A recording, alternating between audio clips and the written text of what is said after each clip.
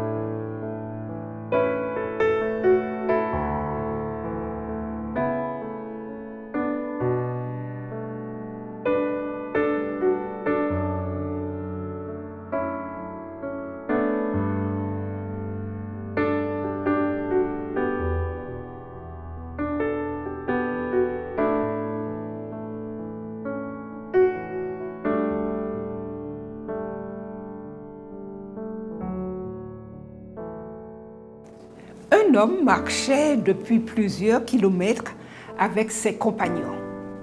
Le soleil était à son zénith et l'heure du repas approchait. Ses pieds étaient couverts de poussière et une brise chaude déshydratait son corps. Fatigué et assoiffé, il s'assit près d'un puits au milieu de champs, le puits de Jacob. Il envoya ses amis chercher de la nourriture à Sichar, une ville samaritaine juste à côté. Pour sa part, il les attendit là, car c'est en ce lieu qu'il avait un rendez-vous important.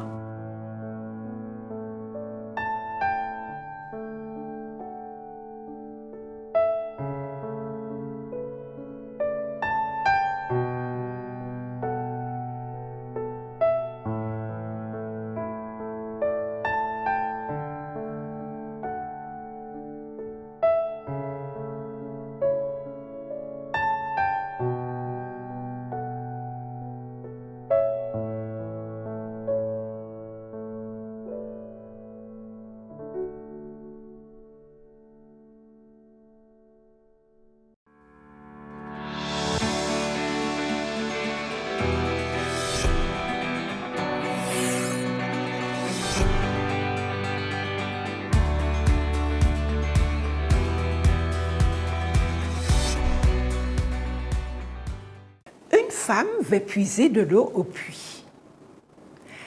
Elle s'arrangeait pour y venir seule pendant la période la plus chaude de la journée, sans doute parce que la vie qu'elle menait était contraire aux normes de la communauté. La présence d'un homme au puits n'avait rien d'étrange. Les puits étaient des espaces communautaires accessibles à tous. Elle remplit sa couche et alors qu'elle allait partir, l'homme prit la parole. « Donne-moi à boire. » Le récit de Jean 4 rompt avec de nombreuses attentes sociales et littéraires. Premièrement, Jésus, juif et considéré comme étant le Messie, se rendit en Samarie. Le contexte est essentiel ici. Ce passage mentionne Samarie ou Samaritaine 6 fois en seulement 6 versets. Lisez ceci dans Jean 4, versets 4 à 9. Après l'exil d'Israël, ceux qui étaient restés dans la région de Samarie s'étaient mêlés aux non-israélites déportés dans la région. Ils s'étaient mariés et leur religion était devenue sécrétique. Rejetant tous les écrits prophétiques et sapientiaux, à l'exception des 5 livres de Moïse, ils adoraient Dieu dans un temple qu'ils avaient construit sur le mont Garizim. Mais quand le fossé entre Juifs et Samaritains s'était-il creusé? Simplement lorsque les exilés juifs de retour au pays refusèrent aux Samaritains de participer à la reconstruction du temple. Ceci se trouve dans Ésaïe 4, versets 2 et 3. Des siècles plus tard, les Samaritains et les Juifs étaient toujours farouchement hostiles les uns envers les autres. Les Juifs, en général, ne traversaient la Samarie que lorsque c'était nécessaire. Quant aux Juifs stricts, ils empruntaient un itinéraire plus long pour éviter complètement la région. Il y eut une deuxième rupture avec les conventions sociales lorsque Jésus engagea la conversation avec une Samaritaine. Et pas n'importe quelle Samaritaine. Cette femme aurait eu plusieurs maris et maintenant avait un amant dans sa vie. Troisièmement, le dialogue de Jésus avec cette Samaritaine montre clairement que cette rencontre n'était pas le fruit du hasard. Jésus attendait, recherchait même cette femme. Et c'est à elle, entre toute personne, qu'il révéla son identité de Messie. La conversation commença par une simple demande. Donne-moi à boire. Le seul fait qu'un juif lui parle aurait suffi à choquer la femme. La différence, c'est que cet homme-là lui demandait quelque chose. Éberluée, elle lui répondit à l'emporte-pièce. « Comment toi, qui es juif, me demandes-tu à boire, à moi qui suis une Samaritaine ?» Verset 9. Jésus ignora sa référence à la division ethnique et répondit que c'était elle qui devrait lui demander à boire. L'eau qu'il lui offrait était vivante. À plusieurs reprises, il la détourna des questions d'identité ethnique et de blessures passées pour l'amener à se préoccuper de la soif de son âme et pour lui montrer qu'il pouvait la satisfaire. Comprenant alors la sincérité de son offre mystérieuse, elle lui demanda de lui donner cette eau. De but en blanc, il lui dit d'appeler son mari. Espérant mettre fin à des questions embarrassantes, elle se contenta de dire qu'elle n'était pas mariée. Et c'était vrai, puisqu'elle vivait actuellement avec un homme qui n'était pas son mari. Jésus lui fit alors un bref résumé de son histoire conjugale. Interloquée de voir sa vie intime ainsi dévoilée, la Samaritaine reconnut que Jésus devait être un prophète. Désirant éviter un sujet aussi scabreux, elle détourna la conversation de sa vie personnelle pour revenir au sujet des Samaritains par rapport aux Juifs. Jésus profita pour déclarer qu'une ère nouvelle était arrivée. L'heure vient, et elle est déjà venue, où les vrais adorateurs adoreront le Père en esprit et en vérité, car ce sont là les adorateurs que le Père demande. Verset 23. Dès le début de la conversation, Jésus perturba la vision du monde de la Samaritaine, vision centrée sur les conflits ethniques et religieux entre Juifs et Samaritains.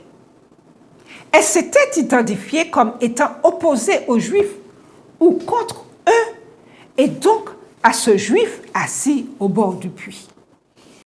Jésus, lui, choisit de faire fi de cette vieille histoire en engageant la conversation avec elle et en la traitant avec respect. Elle avait fondé son mode de vie, ses croyances religieuses et son lieu de culte sur Jacob et ses ancêtres.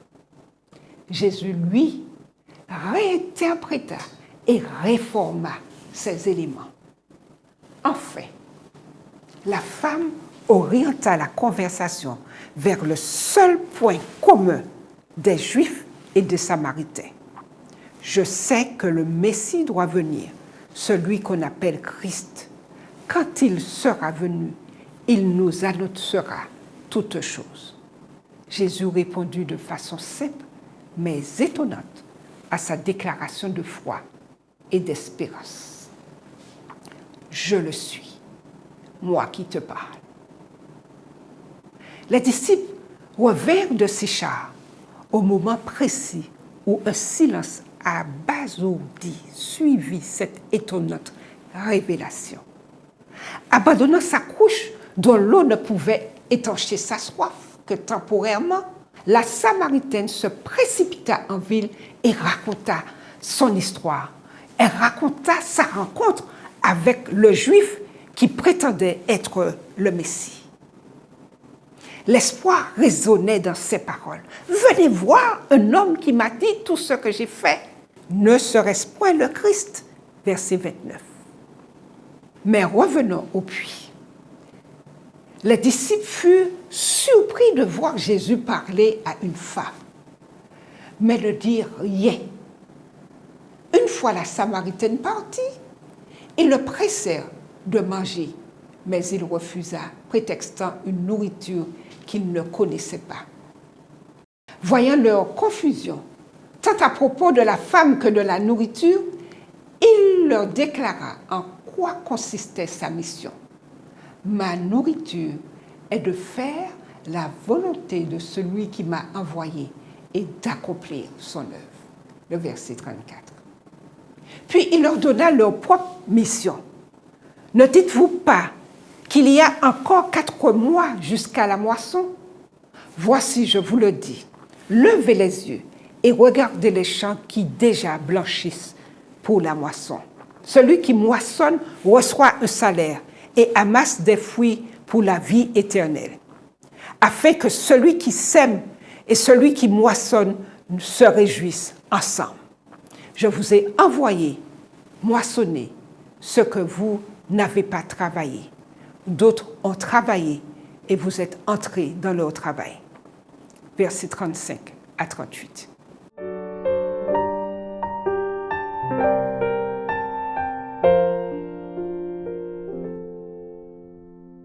Alors que Jésus parlait encore, des gens arrivèrent de la ville, enthousiasmés par les paroles de la femme.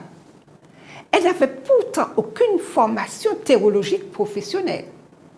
De plus, sa compréhension de la religion avait été jusque-là, jusqu'il y a quelques instants, guidée par les traditions de son peuple. Mais sa rencontre avec Jésus rendit son témoignage efficace au point de susciter l'intérêt de toute la ville. L'illustration de Jésus du semeur et du moissonneur se déroula sous les yeux même des disciples. Les disciples ne se seraient pas attendus à ce que Sychar soit une ville digne de leur précieux temps, sauf pour acheter de la nourriture. Ils n'auraient pas non plus pensé qu'une femme serait à elle seule une missionnaire aussi efficace. Et Ellen White a écrit: dès qu'elle eut trouvé le Sauveur, la Samaritaine lui amena des âmes. Elle se montra animée d'un esprit missionnaire plus efficace que celui des disciples.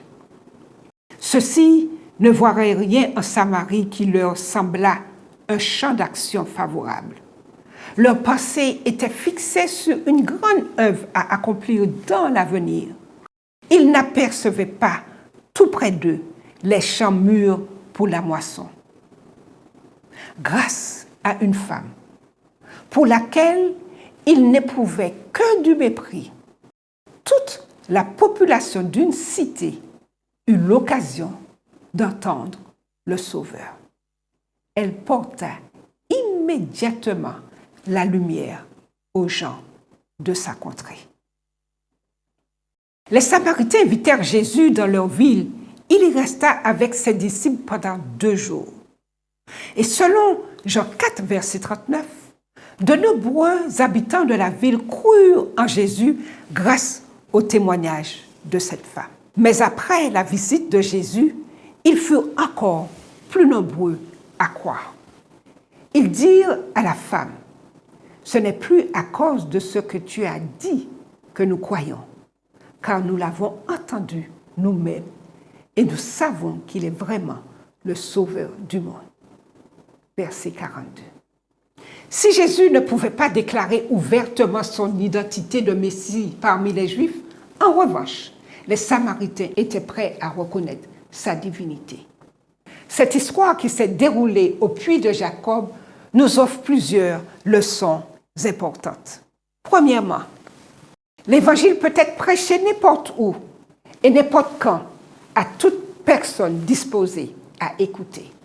Jésus n'a pas attendu que large public assiste à une réunion bien publicisée. Il a entamé une conversation avec une femme pécheresse qui venait simplement puiser de l'eau.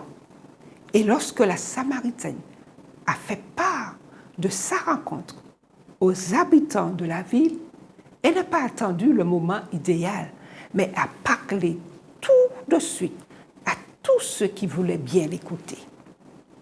Le message qu'elle avait reçu était trop important pour attendre. Deuxièmement, on ne doit jamais supposer que l'on sait qui est prêt ou n'est pas prêt à recevoir l'Évangile. On ne peut pas non plus prétendre que quelqu'un n'est pas digne de recevoir l'Évangile. Comme Jésus l'a expliqué dans ses nombreuses paraboles sur les semailles et la moisson, la semence de l'Évangile est jetée sur de la bonne terre et de la mauvaise terre. L'ivraie peut pousser parmi le blé, mais un jour, Dieu fera le tri des justes et des injustes. Notre tâche consiste simplement à semer et à moissonner. Dieu s'occupera du reste.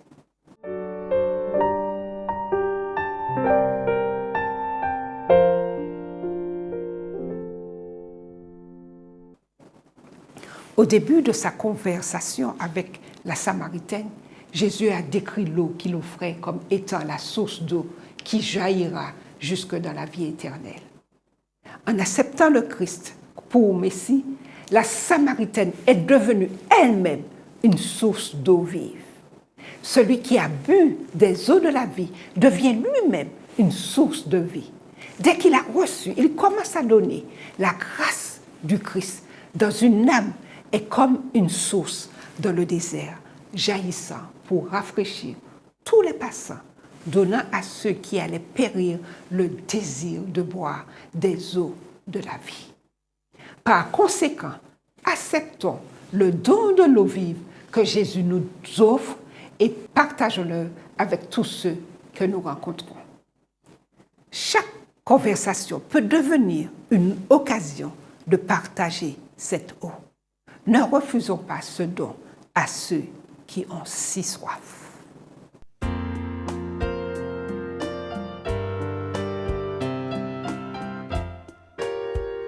Comme la Samaritaine, je cherchais l'eau qui ne désaltère point. Alors j'entendis Jésus dire, puise en moi l'eau qui ne tarit pas.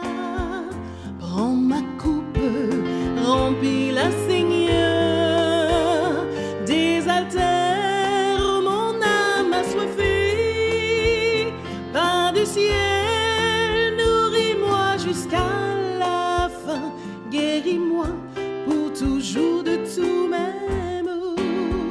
Sur la terre, il y a des millions de gens cherche en vain le bonheur.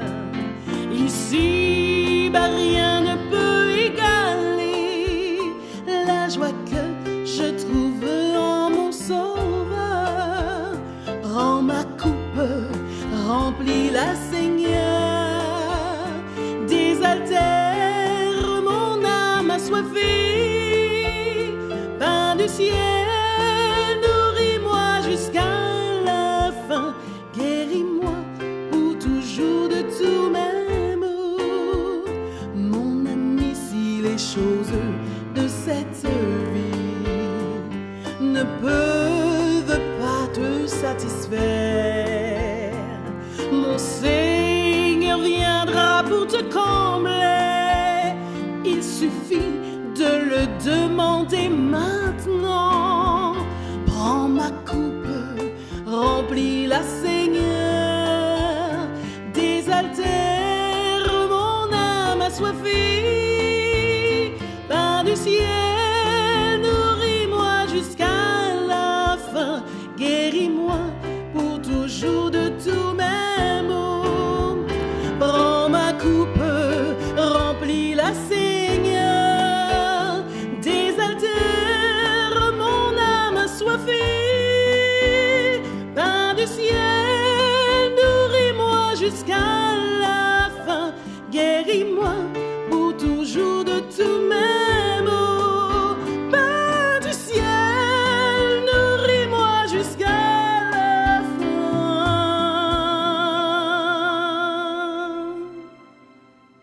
guéris-moi pour toujours de tous mes maux.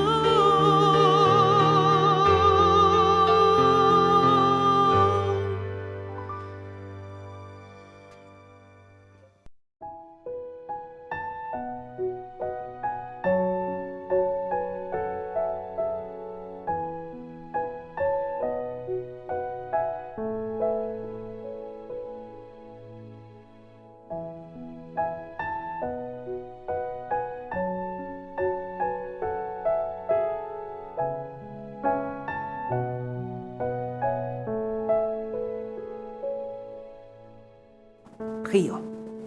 Notre Père Céleste, merci encore pour cet exemple que tu nous as donné de cette femme qui a reçu ton eau, l'eau vive. Permets-nous de l'accepter, d'accepter de cette eau vive pour ensuite la partager avec tous ceux qui ont besoin d'eau de vie. Garde-nous en ta paix, nous t'en prions. Amen.